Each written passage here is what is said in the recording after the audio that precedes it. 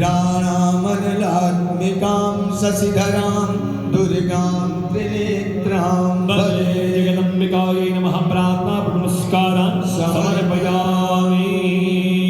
हस्ते जलमादाय आत्मजलमणिमणिजो ओम प्रथमचत्रस्य ब्रह्मा ऋषिः महाकालदेवता गायत्री छन्दः नन्दाशक्तिरक्तदन्तिका भगवेदस्वरूपं श्री महाकाली प्रीत्यर्थे प्रथमचरित्र ओमे विनियोगः नमस्कार करजो ओम खड्गं चक्रकलेशुदापरितं शूलं शिरः शङ्खं सन्दधतीं करस्त्रिनयनां सर्वाङ्गभूषावृतां नीलाश्माद्युतिमाचकाचनसकां सैवै महाकालिकां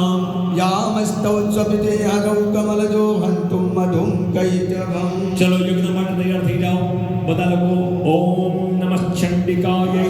ઓમ ऐं मार्कंडे उवाच सावरणी सूर्यतनयो यो मनोक्लेष्टकं निशामयन्तगतोममा महामायानुभावेन यथा मन्वन्तरादिपाचः सबूव महाभागा सावरणी स्तनयोरवे